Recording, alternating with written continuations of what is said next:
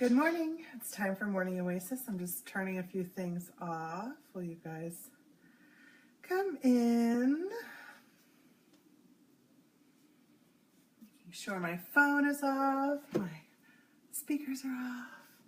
How are you guys? I hope you had an amazing weekend. I had such a great time. I ended up going and staying down in Springfield with a friend slash student who is currently in my Life Mastery program.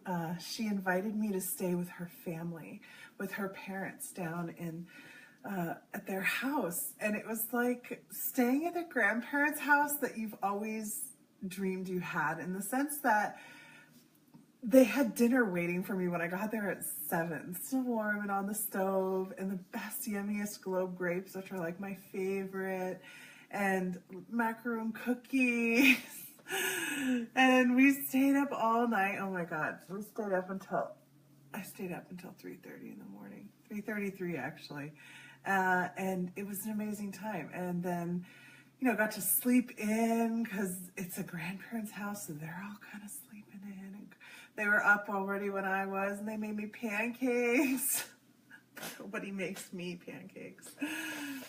And everything about the house is just exquisite. I have pictures I'll be posting a little bit, but all of my technology is limiting me online right now. It's interesting. I can't even post pictures hardly to Facebook, only one at a time. So it's been interesting. It was windy. And then I ended up coming back and I stopped at this rest area, and it was right after mile marker 222, which I kind of saw in my head. And then as soon as I approached the mile marker, I saw this huge hawk just barely able to stand in the tree that was right next to the mile marker. So it was really cool, like just seeing that and that confirmation of, that's right.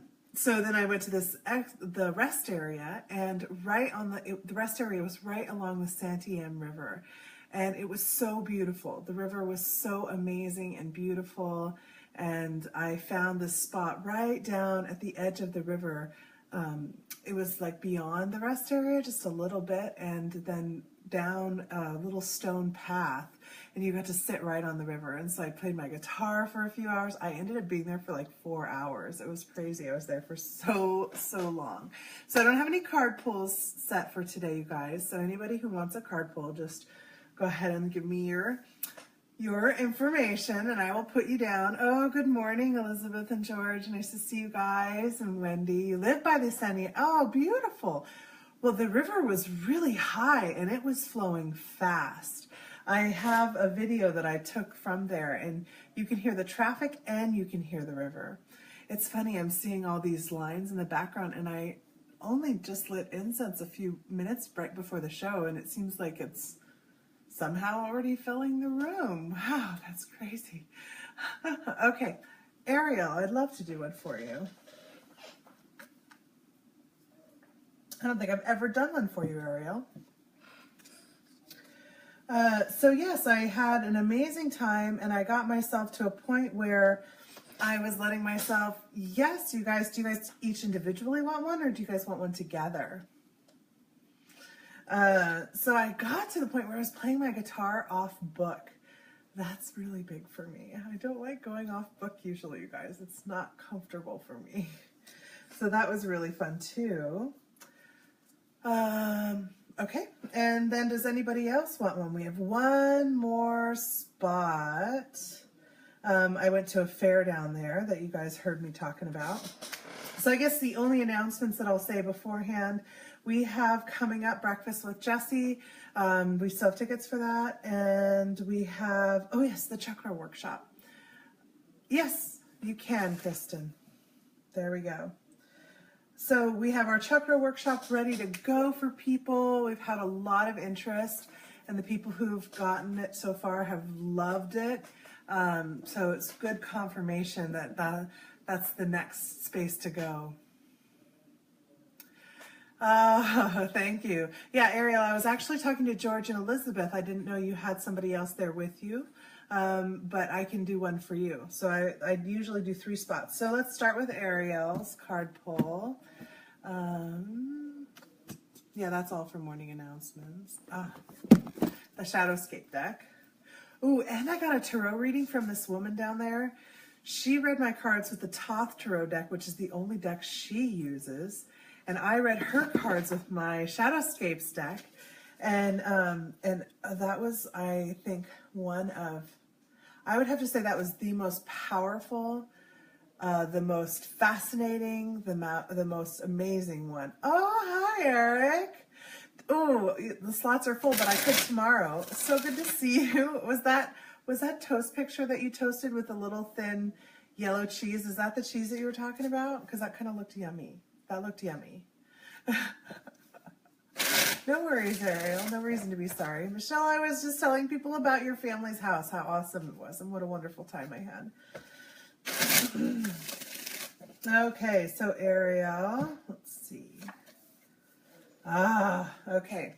You have the Page of Wands. Morning. The Page of Wands. So she is like the queen, right? She's the next queen, someday queen, maybe.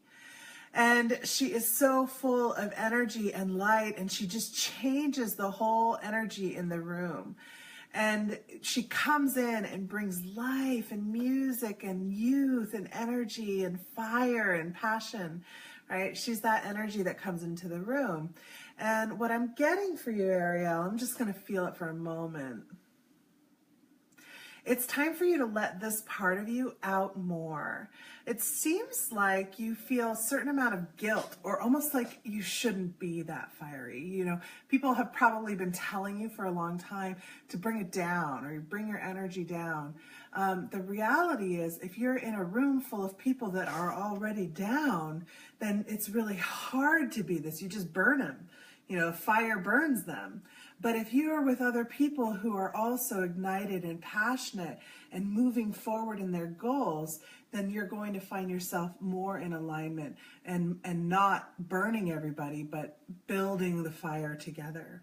So it's feeling like, yes, it's feeling like it's time to allow that sense of not being what other people are comfortable with to shift you away from those type of people and start moving more towards others that are fiery like this, that are energized and passionate and excited.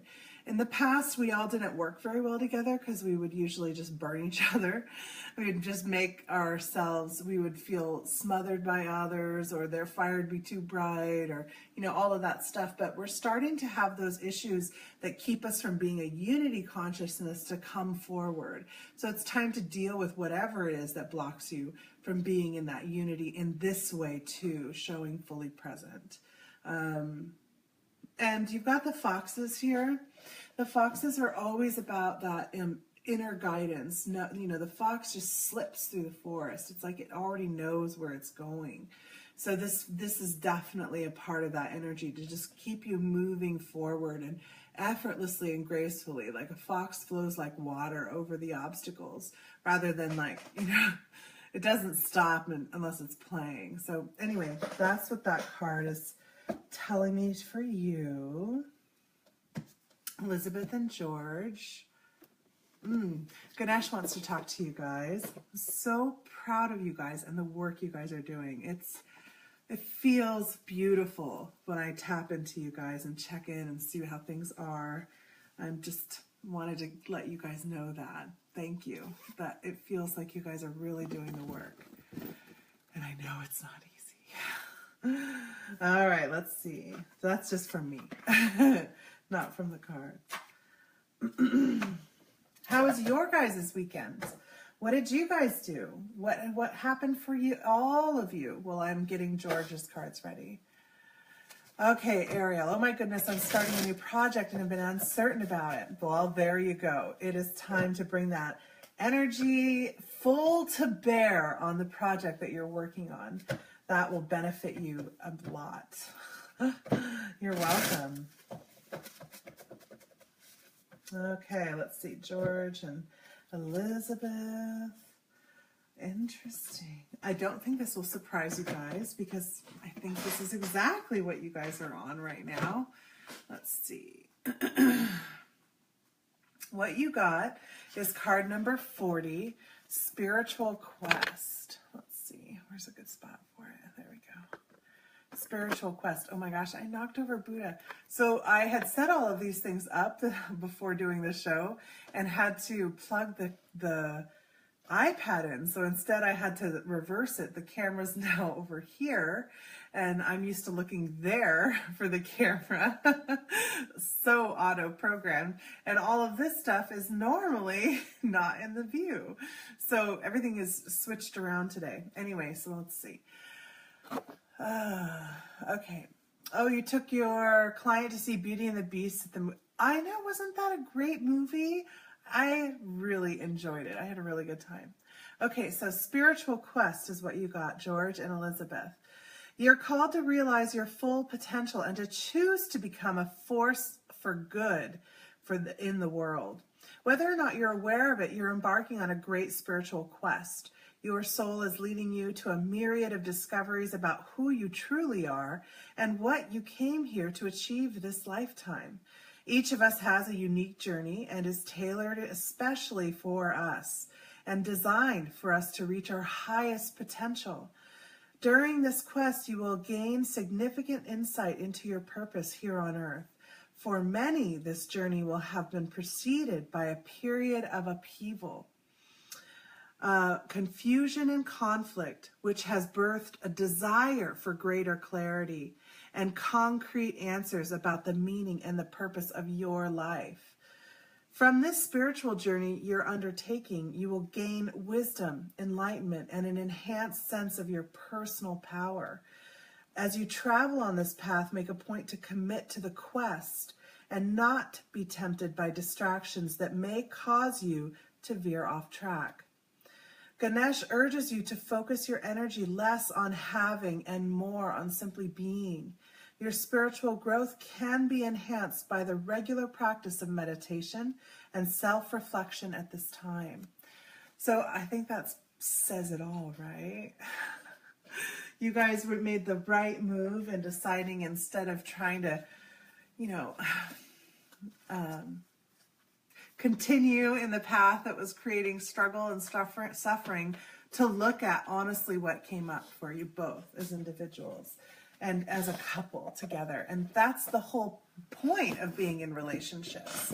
One of the things I see in this spiritual community and in our community at large, in both of them, is this tendency to not like what they see in the mirror. And so they decide instead, I'm going to get a different mirror because the mirror's bad. Something's wrong with the mirror. So I'm going to go find a mirror that's a better mirror for me. And or I'm waiting for that perfect mirror that actually is a reflection of who I truly am. Well, they're all mirrors. And yeah, they have like different frames and they maybe color it with different lenses, but the willingness, it's the willingness to see the mirror as it is and then fall in love with that. That's the whole point of this. And that's what unity is all about, is that whatever it is that's outside of us, to recognize that's actually within us too. And to fall in love with that, So when we're in a relationship, for those of us who decide to stay in relationships, even when they're hard and they're a struggle, and even when they hurt and they're painful, and even when you're like, that's it, I am done, but I'll decide tomorrow, right? Like, for those of us that make that choice, it is the only choice to find our way back into unity. And so I'm just grateful that you guys are doing that work together, and I love it. I'm so grateful. Thank you. Thank you. It's an honor to serve in any way in helping with that. Okay, so Kristen, that's our last poll for today. What else did you guys do this weekend? Oh, I haven't used these in a while. And I just talked about them. That's probably why. So the Thoth Tarot deck wants to talk to you, Kristen.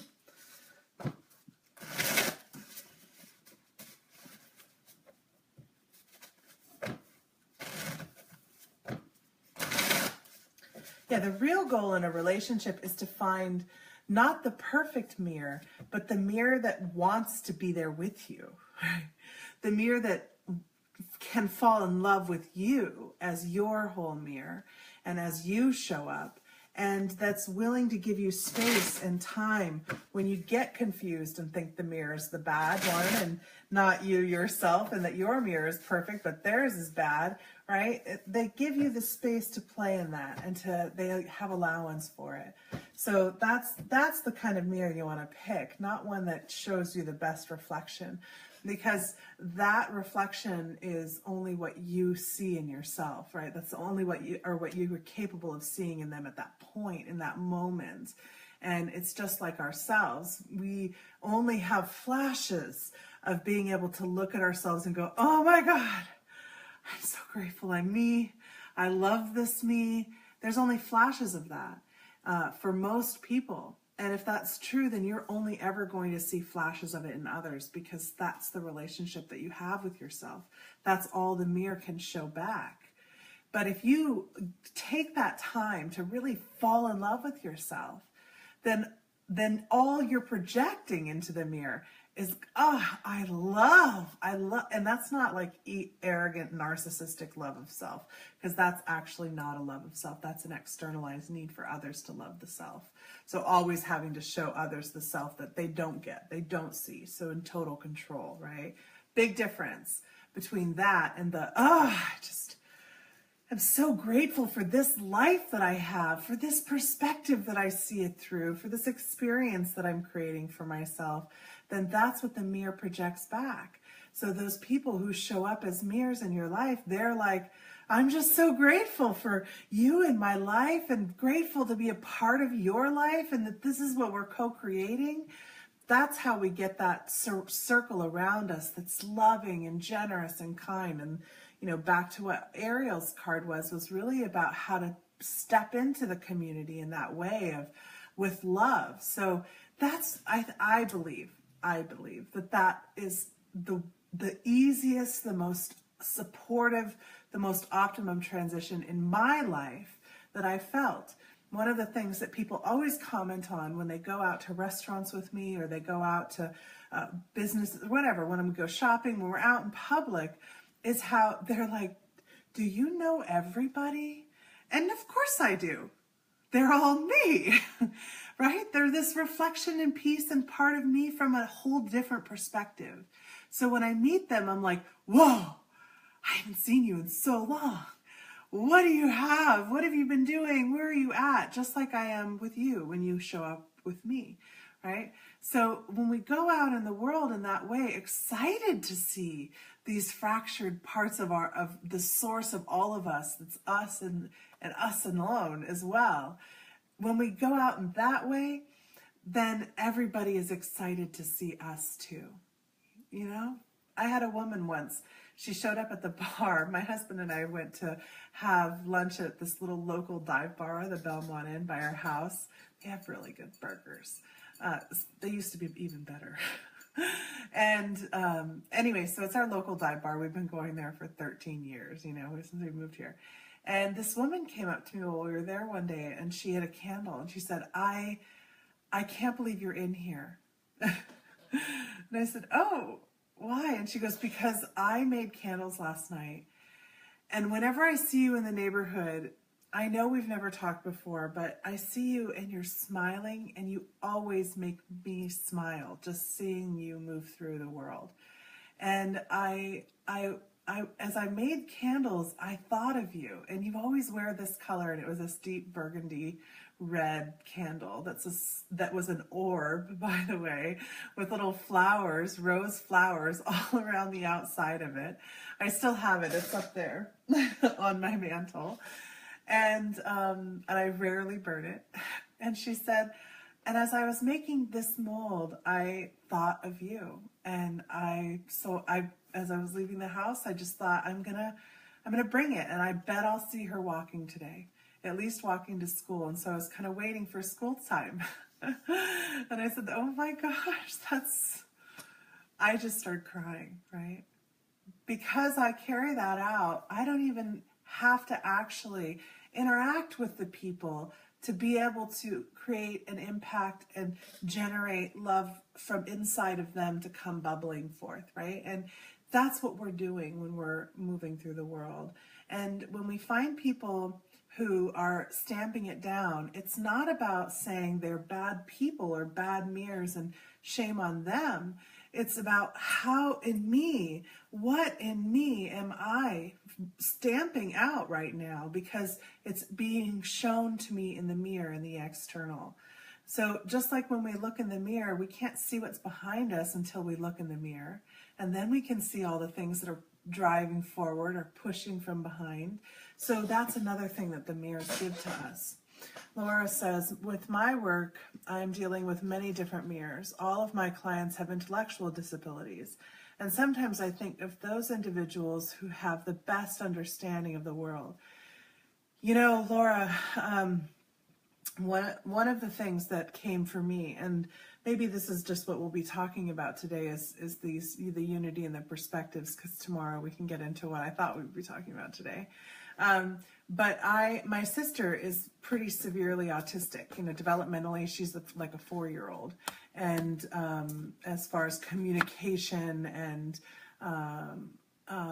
ability to express herself, that doesn't mean she thinks only like a 4-year-old, because she definitely is thinking pretty advanced. You can tell the frustration between the way that she can express herself versus what's going on inside. And she is physiologically, she'll kick your ass at just about any sport. She will kick your butt at basketball. Oh, don't play Wii games with her, because she has figured out the minimal amount of movement in order to create the exact motion she wants to create in bowling and baseball or golf or any of those things. She's a great swimmer. She can ride a bike. She's great at golf. She's just extremely physically able. So when I started to awaken, I met a woman who, not started actually, I was pretty far down the road. It was a couple years in, and I met this woman who was, she was autistic, and she was not as far down the spectrum as my sister, but she was far enough down the spectrum where she wasn't able to live without an aid, or able to hold down a job, or even really to get a job. She was heavily medicated and living kind of in a facility, probably one like you work at. And she said that an angel came to her and started healing her and started telling her what to do and how to change her diet and how to start doing meditation, and basically taught and trained her. And when I met her, she had her own apartment. She had gotten a license to be a massage therapist. She had created her own oil blend that had some special trademark ingredients in it that made people awaken to their angelic nature. So she tended to find people who came to her as being angelics as well. And she taught me so much. And one of the things that we learned from connecting to her guides, as well as my own, and opening up and doing work with them, was that a lot of these people who are here right now, especially the autistics, are here for all of us. One, they are a lesson in unity, a lesson in being able to love and care and support another without any need, any reciprocation in that, just true service. Teaching somebody to be of true service, and what they get back is a completely different thing than they actually expected.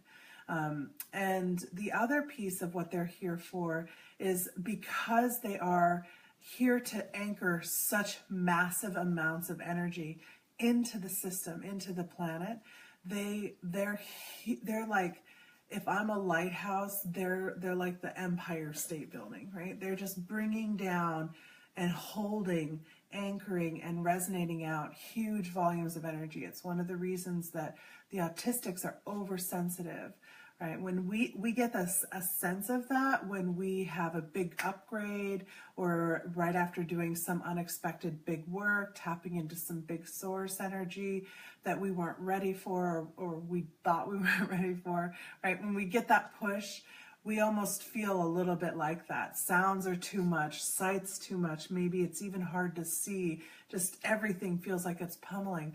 That's one of the reasons those people have that, is because of what they're doing. And so they're critical for shifting this web of all of us forward through this different density of expression, going from the third density of physical expression to the fourth density of physical expression. So these people are definitely working for all of us, which means we must work for them, which is what teaches us that true service to others, because when we're serving others, those that we're serving may not be capable of serving us back, right? So others serve us back. So we have to see this whole system and how it all works together in that way, and what it is to actually be of service. So they teach us all in that way, and I think it's awesome and beautiful. Anyway, so Kristen, your card was the Sun. This is from the Thoth deck. Look at that. I just love this card. Yeah. So this is the Sun is one of the major arcana. And, you know, I love how, I'm just trying to get all of it. See how it has all of the zodiac symbols in there. It's got the masculine, the feminine energy. He's heavy on symbolism. You know, there's so much of it. This is like that veil coming forward and the light shining down through it in all ways. There's the banner of that announcing of the energy and the joy. So this really symbolizes, when people get the Sun, it's like the sun has come out. Whatever the lesson that you've been struggling through, you know, we go through with the major arcana, we go through the system, right? We start with the Fool, where we know nothing. It's the 0 card. We haven't even started the lesson yet. We don't even know what the lesson is. We're just kind of stumbling through. And then the lesson reveals itself as we start to see the pieces of it, and that's the Magician. And then we start to play with the pieces of it. And then each of the 1 through 10 of the major arcana are like the building up, the creating of the full lesson. And then we come through the deconstruction of the lesson in order to complete that cycle and to learn the full scope of perspective about whatever issue it is. So whatever your greatest challenge that you've been life lesson working through right now, you're coming to the end of it. And now the revelation, the release of the pressure. You're getting just the joyous, thank God I'm so done with that. I get it. I've learned it. I'm kind of feeling it right now because I had a woman I told you guys I was struggling with, and just feeling like, oh God, what is this relationship about? We're supposed to be friends, but this is feeling a lot more like frenemies, and just feeling like, why is she working with me this way? And oh God, I so don't want to be doing this. And so I committed to some things and just had to like recognize this is my last time having to be in that dynamic, and giving myself total permission to remove myself from the dynamic. And like that, relief. That's kind of what this feels like. So whatever it is, that's what's coming for you, and allow yourself to open up for that relief space. And sometimes what we do is we get stuck in the space before, where we're like really examining and trying to understand and evaluate in the moon space, and we feel in the shadows and we feel stuck there. So we're the only ones who can give ourselves permission to move out of that space as well, by actually looking at what's coming through. If we avoid looking, we'll get stuck there. Okay. Michelle says, last weekend I returned to Cape Perpetua, where I met my family traveling with their 20-year-old autistic son. It was amazing connecting with him. Yes, and you know, it's funny, after doing that work with that woman who was autistic as well, I had this experience. I asked if I could energetically connect with the consciousness of my sister, because we kind of had a special relationship up to that point, but also I only visited. I didn't grow up living with her. You're welcome. I always also felt this distance, and I was like I'd like to get to know her better and be able to see her more clearly and see if I can connect and interact with her. And so as I'm thinking and talking about her energy's coming in. So I started asking this angel who was working with and guiding both of us. And he said, well, first of all, she's going to really have to translate her consciousness down through some densities of expression in order to be able to connect with you in a way that will make any sense to you. And I that was humbling. Like, of course she is. Of course. And then they said, and you're going to have to come up. And so they shifted me up. And during that time while they were shifting me, I actually ended up frying out one of the motherboards on my laptops. That was during my span of not knowing how to handle my computer technology. It took about 45 minutes for our energies to shift and flux enough to come into this space, at least in my experience of the time-space perspective. So we came together and I just started weeping. Like, it was one of the most beautiful experiences I'd ever had, and humbling and honoring. And she showed me all these times that she remembered of us playing together. And it was like every single time she had remembered them all, and in such detail. I mean, seriously, like every detail, every little sound, every movement, every feeling. It was an amazing experience that I will never forget. And and from that point forward, I have felt like a tether of connection that was never as strong before. It felt maybe like a little thread that could snap at any minute, but this was this tether of connection just flowing between us. So definitely an amazing experience. And anytime I have ever worked with anyone in the disability community of any sort, you realize not only is disability the worst title for them, because they are abilitied in ways that we can't even quite fathom. And the gift is that we are given the honor of caring for them while they are here doing work we can't even imagine. So yeah. I think actually I am going to talk about what I wanted to talk about, because I think that's the next step, actually. And I don't have a lot to tear. That'll keep me from ranting too long on this subject that nobody really wants to hear too much about, I'm sure. So what I noticed was I had a theme of people that I was seeing during the fair. The people that were coming up to my table. Yeah, that's beautiful, Ariel. Exactly. So able, Michelle.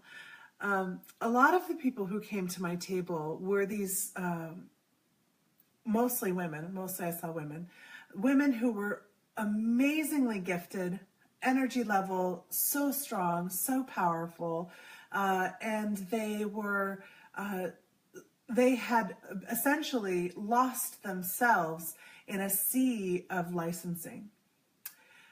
They would sit at my table and they would tell me all the different licenses, certificates, programs, training sessions, whatever they had been to. And, here's me, and I'm like, yeah, so I've got the Life Mastery series. And they're like, well, what will that certify me to do? I'm like, nothing. And they said, well, why would I take it? And I said, because the whole point of it is to help you release from the need to be something other than what you came here to be, and that was just this conversation over and over that we were having. And they were like, well, I don't have the focus, the mental focus to be able to just do one thing, to really focus in on one thing. And I think this is one of the ways that we as energetic people, as those shepherding consciousnesses who've come into the system to help transition it, this is one of those ways that we beat ourselves up, because we're like, no, I don't just want to be one thing. I don't want to just be a Reiki master. I don't want to just be a massage therapist. But everything around being able to become one of those things is so full of necessary trainings and licensings and regulations and all of that, in order to be able to say, see, I'm certified, I'm insured, I'm licensed as this thing.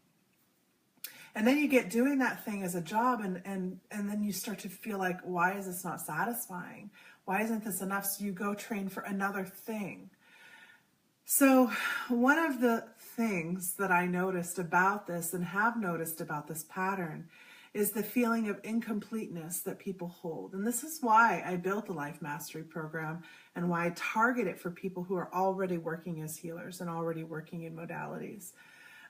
Is because nobody can license you to be who you are. I mean, nobody can do that for you. And nobody can train you to be who you are. The only thing that you can do is discover yourself along the way. And so, one, giving yourself permission to explore, yes, all of these different modalities, and to try out all these different pieces, and to check out different communities, and to check out different experiences. It's critical to do that, because that's the discovery process. We have to go through the fields. We have to go through the gameplays. We have to go through all these different places in order to find the components, right? We don't recognize until we see it in the mirror. So when we're in that class and that person is teaching and they're like, I do theta healing. And you're like, whoa, that sounds awesome. That's brainwave healing, right? And they start to talk about it and you're like, wait a minute, that's kind of like what I do. And then you have to process, you go through the whole process while you're listening to this training of translating it through your lexicon of language that allows you to understand and express what's coming through for you. And really what we're doing in these different certification programs and practicing and medicine and modalities and trainings, what we're doing is seeing, oh my gosh, you just have a different language for the feed. You're just doing the same thing from this other perspective. And then we can give ourselves more and more permission. So don't get stuck in the programs if you realize, you're one, it's not necessary. Two, be explorative where your passion takes you to explore. This is the other piece of that. When you work directly with me, I don't work out of a modality. So I've been learning things along the way the whole time. Every human being I encounter either directly teaches me or through teaching them teaches me what I need to learn and know and experiment and practice with. If I'm doing a session with somebody, just the other day I was doing one and he brought up ladybug. I've never thought to use ladybug energy, but it was beautiful. So I learn all the time as I interact, because I never show up believing that I am only the teacher. I'm always the learner. So we're always learning. We're learning in our interactions. We're learning in our sessions. We're learning in our readings. We're learning as we receive these readings and sessions. We're always giving and learning. It's an exchange that we're in all the time. So it'd be impossible to ever stop training. And that helps you put all the pieces together in your wheel, right? In your sphere, from your filter, through your perspective, which is so critical when we're doing this kind of work. We all are keys, we all fit together. Could you imagine in a jigsaw puzzle if every piece was like, I want to be a corner piece? Well, I'm the corner piece. We can only have these certain number of corner pieces, and each corner piece is unique, and each interior piece is unique.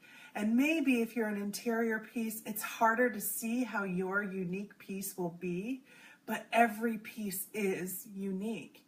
And maybe you'll have a lot of the green of the forest, but you're going to have that one little speck, that one little spot of blue sky, and that's necessary to connect the two parts of the puzzle. So we're all doing that. And so if we can't give ourselves permission to show up as our unique piece of this great big puzzle, then we're robbing the puzzle of completion, right? I had a teacher from a business class that I had taken say that, what was it that they said?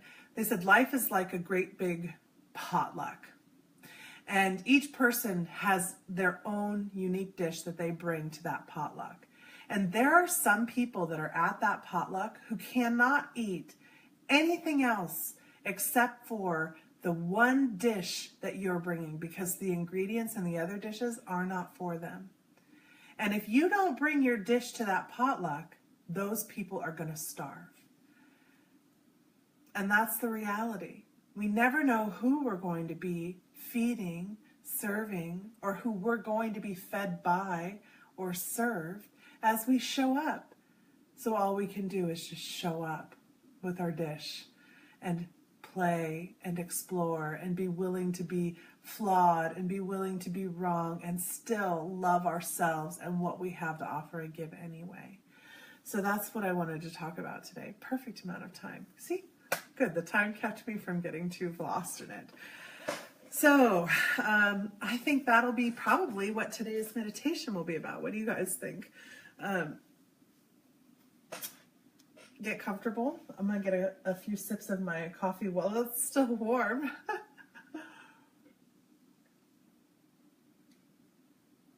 few chugs. So, all right, let's go ahead and make sure we're comfortable. Sitting with our feet firmly on the floor. I'm going to use these stones that are sitting out in front here. We've got smoky quartz point, and this is actually a yoni sodalite egg that I ordered. It's my favorite stone to play with. I haven't used it as a yoni egg just because it's not the right size for me, but I love the energy of it. So this is one I use with clients and in session work just to bring us into that attention space. So they're both root stuff, right? And showing up, feeling safe, feeling comfortable showing up. I'm just going to be focusing on this root. Mondays are kind of turning into root days, aren't they? Last week I did root work also. So let's just call it Rooting Monday. Rooting out these ideas. So yeah, we're kind of working actually the solar plex as well too, right? The idea of being able to be safe is who we are.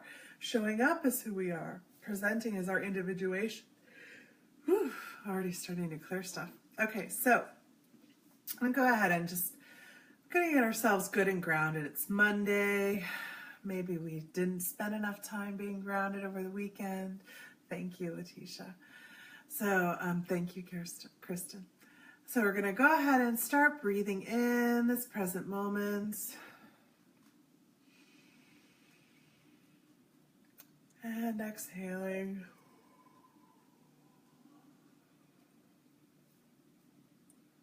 Breathing in, smelling the air, feeling the temperature, and releasing.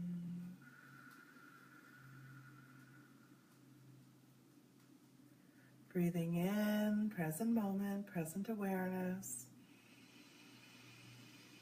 Making that circle of your breath even bigger and releasing.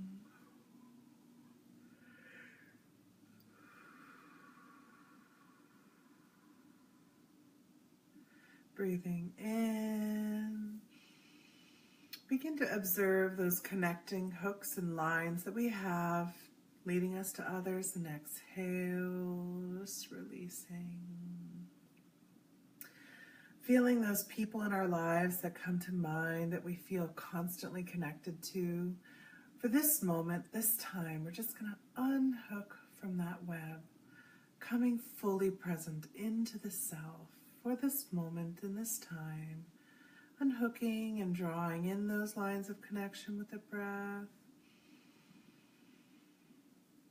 and unhooking again as we exhale.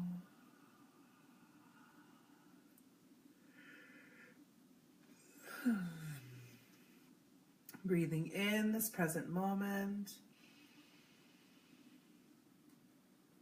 And unhooking from our past, from this morning, from last night, from the day before. Breathing in this present moment.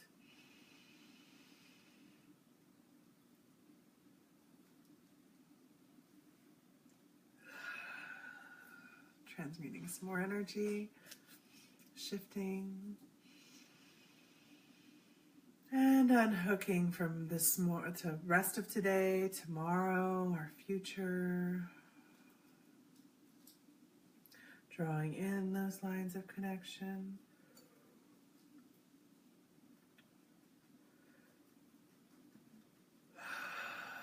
And unhooking. Breathing in, start noticing all the ways with your identity and how you hold yourself and believe about yourself that you're spread thin. Breathing in and seeing those hooks spreading you out, and unhook from the expectations that you hold around yourself in this time and in this space.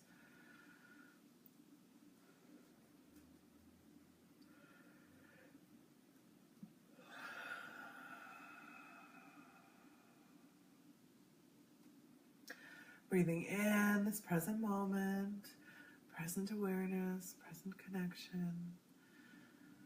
And exhaling and releasing yourself from the judgments that you hold about yourself, the definitions, the defining characters.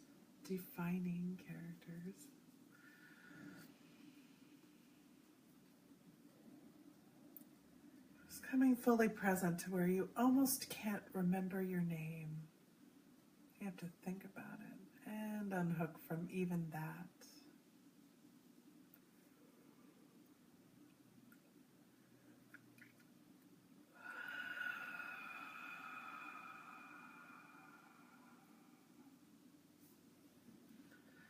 Go ahead and begin to feel those feet swelling and growing, and the roots dropping down.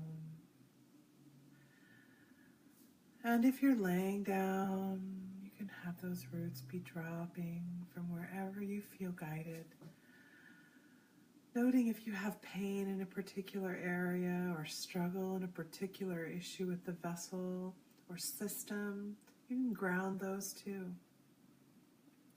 Let roots drop from every cell. All of our cells have a chakra system as well. They're all independent, individuated units as well. Let's just let all of our cells just ground in this moment, in this space, as we become fully grounded into this present, into this physical expression that came here with a unique vibration, unique frequency. Feeling the energy of Gaia as she shows this whole vessel her love and gratitude for its manifestation. Breathing in and drawing in that love and gratitude that Gaia has for us, inviting her to come into the vessel. A divine feminine energy of creation.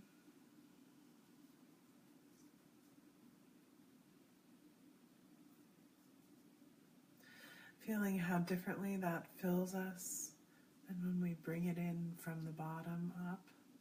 Just allowing it to come all the way in and resonate beyond ourselves as we exhale, we show our gratitude and love to Gaia for being here to hold us, to support us, for us to build upon and stand upon, for us to consume from and give back to.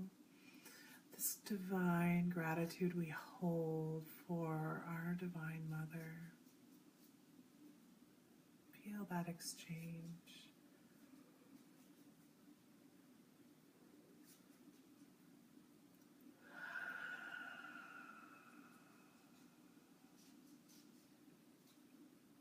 Good. And feel how the crown is already blossoming gracefully and gently, allowing that crown to open up, feeling that light of Source, as Source is shining down already upon us. So grateful for what we've come here to do, for our willingness to be cut away and separated from the Source, the infinite, for our willingness to become finite, defined, the gratitude that Source feels and the love it feels for us as pieces of itself here, willing, exploring, growing. Breathe that in from every cell as the crown of blossoms on every individual cell in our bodies, in our vessels. Feeling the resonance of our divine fatherly energy shining down.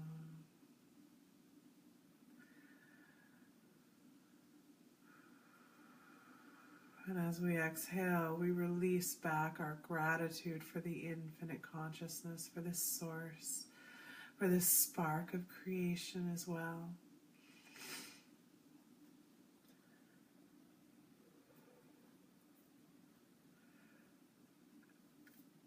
Allowing that energy that is individuated for each of us as this one representation in this moment, in this time, tuning our DNA and the spaces between ourselves and all the matter within us, tuning it to this frequency with which we chose to separate from Source, to be.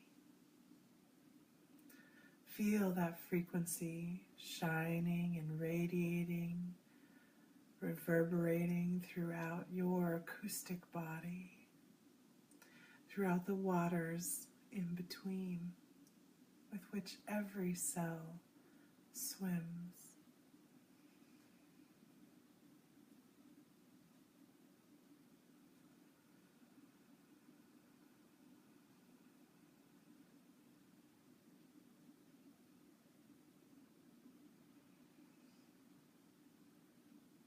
Let's just hold this space for just a moment.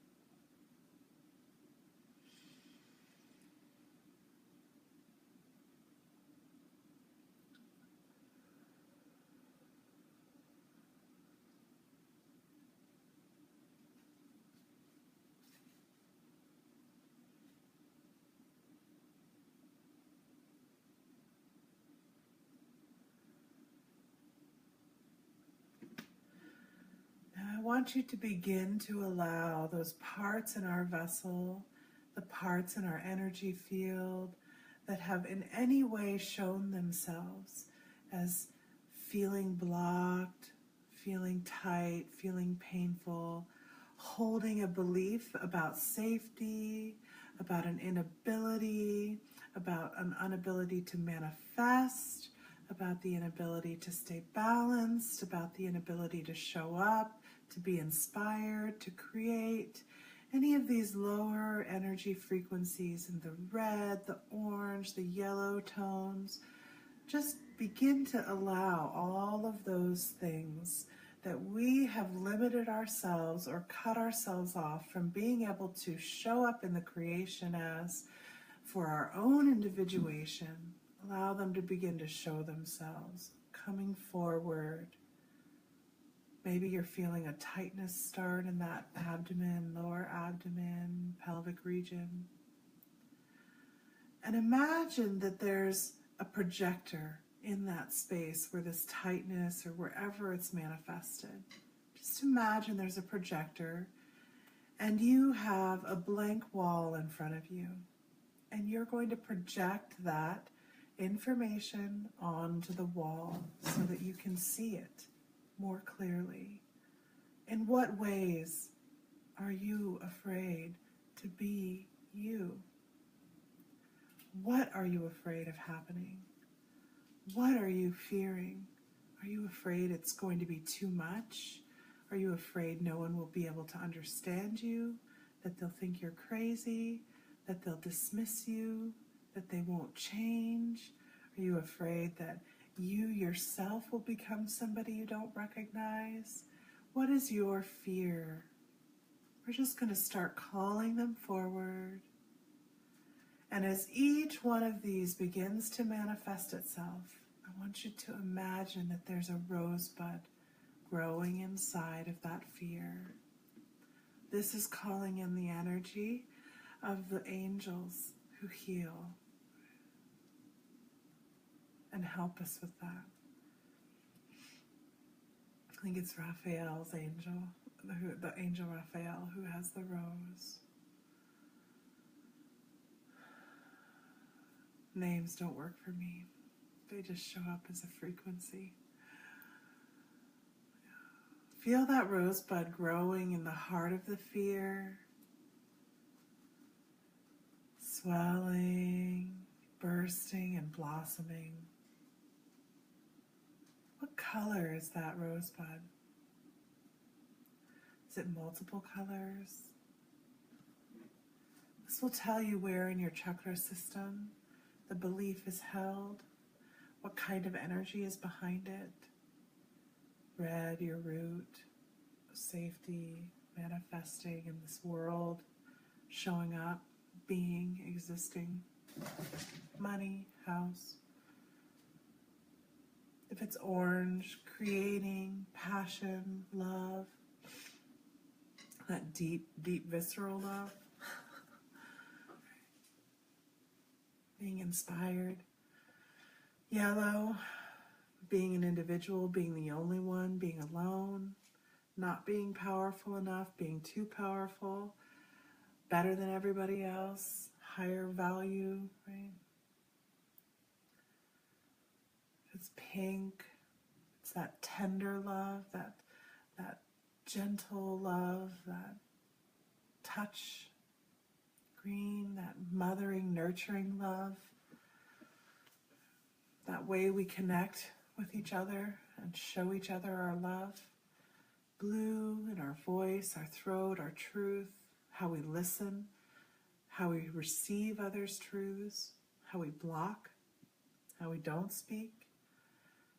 Purples in the crown, in the third eye, how we see things, how we think about things, how we intellectualize and interpret the filters of our vision.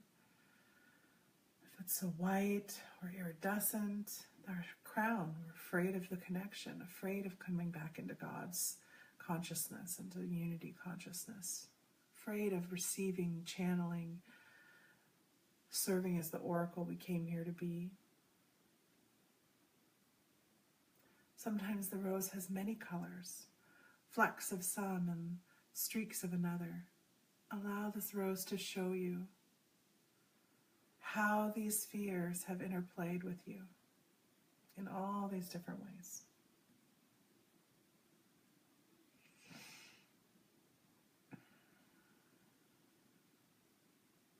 Open that communication with yourself even more.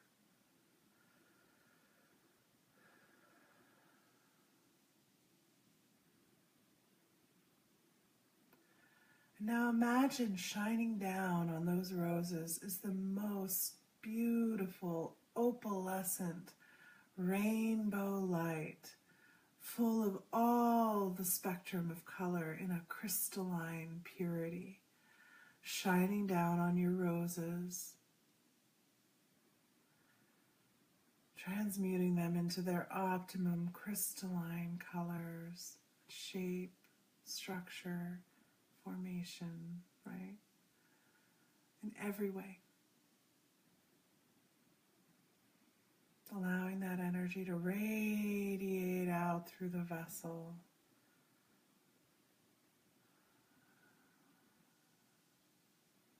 as you step even more fully into who you are and who you came here to be. I love you guys. It's an honor to witness this with you each day, and I'll see you tomorrow.